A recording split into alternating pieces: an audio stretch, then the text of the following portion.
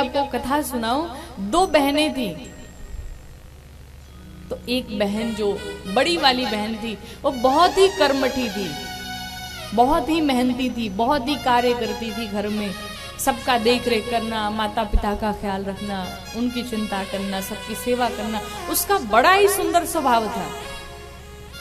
लेकिन जो छोटी बहन थी वो थोड़ी अकड़ू किस्म की थी, उसे घर के कार्य से कोई मतलब नहीं रहता था, वो बस भोजन करती, सोती, घर का कोई काम नहीं करती।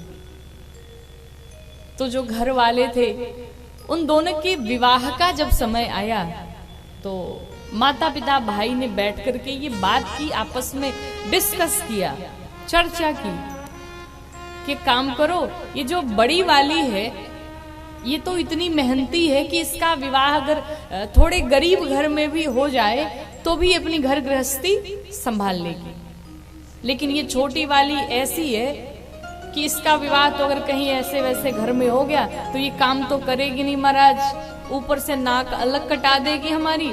एक काम करो, इसका विवाह बड़े घर में देख के करते हैं जहां नौकर चाकर घर में हो, काम करते रहे, तो इसे काम करना नहीं पड़ेगा, हमारी भी इज्जत बची रहेगी, इसकी भी इज्जत बची रहेगी।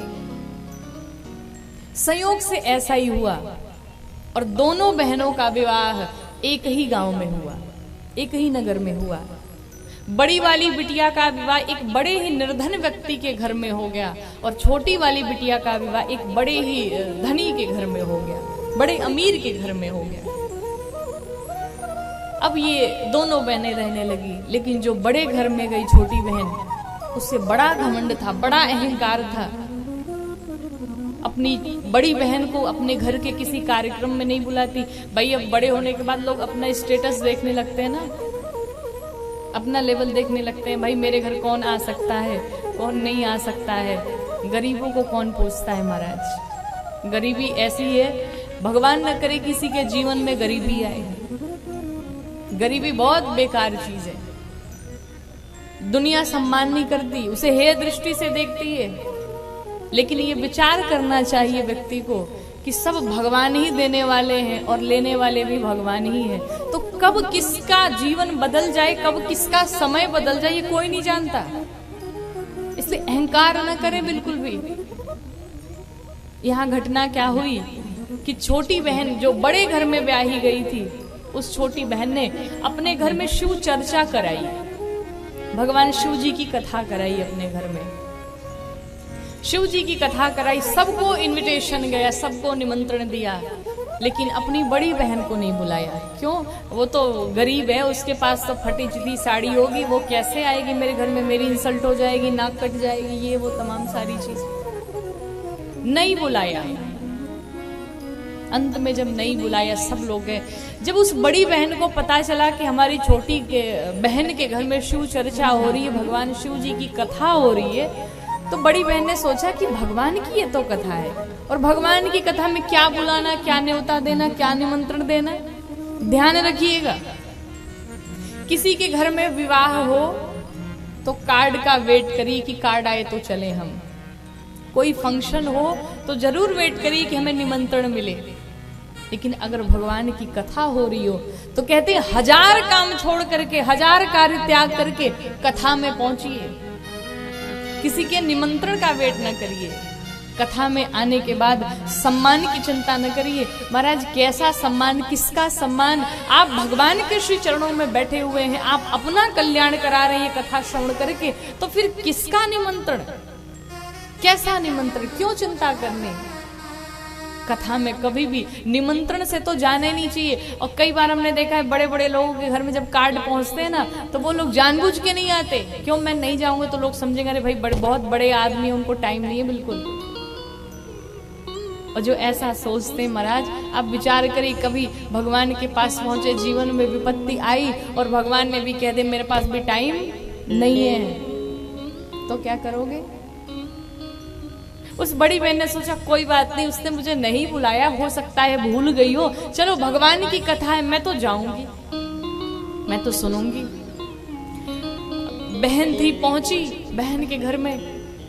जैसे ही पहुंची, अब जैसे छोटी बहन ने देखा, इससे बड़ा क्रोध आया, अरे ये कैसे आ गई यहाँ पे, ये तो आकर के हमारी इंसल्ट करा दी इसने। लेकिन अब पूरा समाज भरा पड़ा था तो महाराज डांट भी नहीं सकती थी, बोल भी नहीं सकती थी कि तुम यहां से चली जाओ। बड़ी बहन का जो स्वभाव था घर में कार्य करने का, सबकी सेवा करने का, उस बड़ी बहन ने अपना वही फर्ज फिर निभाया।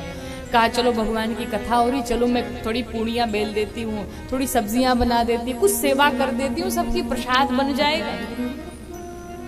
अब ये बड़ी अकड़ के साथ आई और उसने कहा कि हाँ तू तो यही काम करेगी, चलो कम से कम यही कर लो। बड़ा सुनाया छोटी बहन ने बड़ी बहन को, लेकिन वो तो बस भगवान के लिए विश्वास में थी। मैं तो भगवान के पास आई हूं, दुनिया क्या कहती मुझे इसकी कोई चिंता नहीं है, कोई परवाह नहीं है, मुझे कुछ नहीं चाहिए, मुझे तो बस भगवान की भक्ति चाहिए, मुझे तो बस भगवान से प्रेम है, मुझे कुछ नहीं चाहिए। परिणाम ये हुआ कि कथा विश्राम हुई। अब कथा विश्राम के बाद आरती प्रसाद तो लेके जाना ही चाहिए। प्रसाद बंटने लगा तो जो छोटी बहन थी उसे इतनी ईर्ष्या थी बड़ी बहन से कि उसने प्रसाद दिया ही नहीं, अपनी बड़ी बहन को प्रसाद तक नहीं दिया भगवान का। अब देखिए घटना क्या हुई। जब उस बड़ी बहन को प्रसाद नहीं मिला तो बड़ी बहन कहा कोई बात नहीं, चलो मेरे भाग्य में नहीं था, भगवान हो सकता है यही चाहते हो, भगवान की यही इच्छा हो, कोई बात नहीं। अब घर पे बच्चे हैं, मैं उन्हें क्या दूंगी, बच्चे तो पूछेंगे ना भाई मौसी क्या गई थी, क्या लेकर के आई, प्रसाद तो दिया नहीं, क्या करूं मैं। बड़ी बहन घर पे नहीं पहुंची, बड़ी बहन सीधे अपने मायके पहुंची, अपने भाई के यहाँ। और जब भाई के यहाँ गई तो रास्ते में जाते समय एक तुलसी मैया का पौधा था और उसी तुलसी मैया के पौधे के पास में एक बुढ़िया मैया बैठी थी। उस मैया ने कहा बेटा एक काम करो, जा ही रही हो तो देखो यहाँ बड़ी गंदगी हो, जरा साफ सफाई कर दो। इसने कहा कोई बात नहीं, मैं कर देती हूँ, कोई बात नहीं, सेवा तो करनी चाहिए। उसने खूब बढ़िया तुलसी मैया का बिरवा साफ किया, बढ़िया से लिपाई पुताई की, जो इसे करना था, बड़ी सेवा की। थोड़ी दूर आगे गई तो जाते समय उस बुढ़िया मैया ने कहा देखो जब वापस आना तो मुझसे मिल के जाना। जब वो थोड़ी दूर और आगे पहुंची तो एक शिवालय दिखाई पड़ा, एक मंदिर दिखाई पड़ा। वहां एक बूढ़े से बुजुर्ग से बाबा जी बैठे थे। बाबा जी ने कहा देखो बिटिया मंदिर जरा बड़ा गंदा हो गया है और मंदिर की साफ सफाई कर दो तुम। इसने कहा कोई बात नहीं बाबा जी, मैं अभी किए देती हूँ, और मंदिर की साफ सफाई तो करनी चाहिए। कहा जाता है महाराज घर की साफ सफाई करने से ज्यादा कहीं फल मिलता है मंदिर में सफाई करने से। अगर आपकी भाग्य सोई पड़ी है और आप चाहते हैं, आप ये सोचते हैं कि मेरा भाग्य नहीं साथ दे रहा है, मेरे काम नहीं बन रहे हैं, तो मंदिर में कहते हैं कि झाड़ू लगाना प्रारंभ कर दीजिए। जिसे अपना भाग्य बदलना हो वो मंदिर में सेवा करना प्रारंभ कर दे, मंदिर में झाड़ू लगाना प्रारंभ कर दे, मंदिर में पोंछे लगाना शुरू कर दे, और फिर परिणाम देखिए आप। ये आजमाई हुई बात है। उसने भी क्या किया, मंदिर की बड़ी सुंदर से साफ सफाई की, खूब सुंदर से बढ़िया से सजा दिया मंदिर को। बाबा ने जाते समय कहा सुनो जब वापस आना तो मिलके जाना हमसे। चलते चलते एक नदी आई, नदी के पास एक मैया जी बैठी हुई थी। जैसे देखा कार्य बेटी मैं तो बड़ी बूढ़ी हो चुकी हूँ और देखो नदी में लोग आते स्नान करते हैं, गंदगी करके चले जाते हैं, एक काम करो तुम जरा साफ सफाई कर दो। इसने कहा कि कोई बात नहीं मैया मैं अभी कर देती हूँ। नदी की बढ़िया से साफ सफाई की, जो उसे नदी के तट पे जो जो करना था सब साफ सफाई करके और चली गई वहां से। और इस मैया ने भी कहा देखो जाते समय तुम हमसे मिल के जाना। पहुंची अपने भाई के यहाँ, भाई के यहाँ सारी बातें जा करके बताई, रात्रि विश्राम किया, घर में भी जो कार्य था सबकी बड़ी सेवा की। और करने के पश्चात प्रातः काल जब हुआ तो उसके भाई ने उसे खूब ज्यादा रुपए पैसे धन दौलत ऐश्वर्य सब लाद करके भर भर के झोले दिए और भाई ने बहन को विदा किया। चलते समय जब आई तो वही रास्ते में जो बुढ़िया मैया थी उन्होंने एक बैग दिया, कहा सुनो इसे घर ले जाकर के ही खोलना, रास्ते में न खोलना। जब आगे बढ़ी तो वही मंदिर में जो बाबा जी बैठे थे उन्होंने भी एक बैग पकड़ा दिया, कहा रास्ते में नहीं खोलना, घर जाके खोलना। और अंत में वही तुलसी मैया के पास जो बुढ़िया मैया बैठी थी उन्होंने भी एक बैग पकड़ाया, कहा घर जाकर के ही खोलना, अभी ना खोलना। तीनों ने एक एक बैग पकड़ाए महाराज। और आपको बताऊं, ये जो तीनों रास्ते में मिले थे ना, ये कोई और नहीं था। जो घाट पे मिली नदी के तट पे, वो साक्षात गंगा मैया थी। जो मंदिर में बाबा जी बैठे थे बूढ़े बूढ़े से, वो कोई और नहीं था, भगवान शंकर थे। और वो जो तुलसी मैया के पास बुढ़िया मैया मिली, वो कोई और नहीं बल्कि साक्षात तुलसी मैया थी। और तीनों ने मिलकर के इसको आशीर्वाद दिया, आशीष दिया।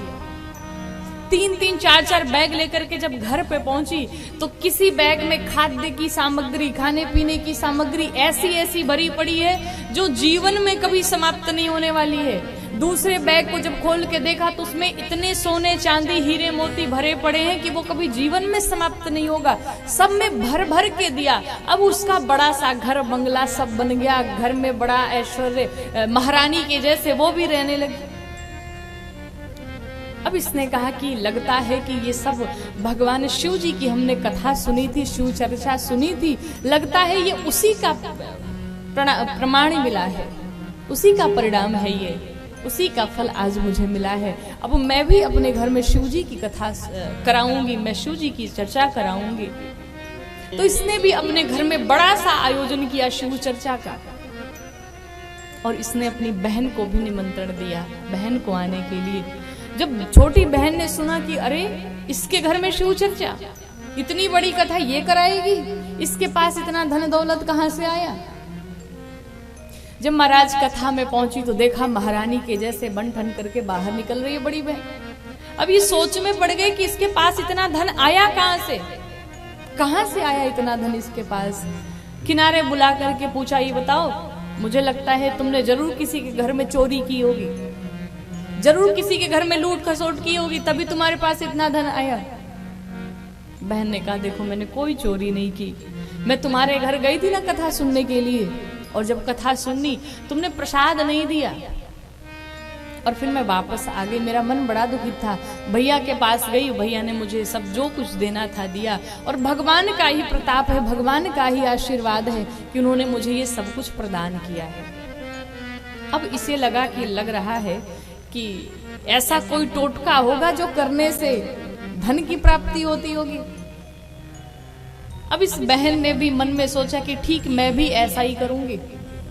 अब जब शिव चर्चा विश्राम हो गई तो अपनी बहन से जा करके कहती, सुन।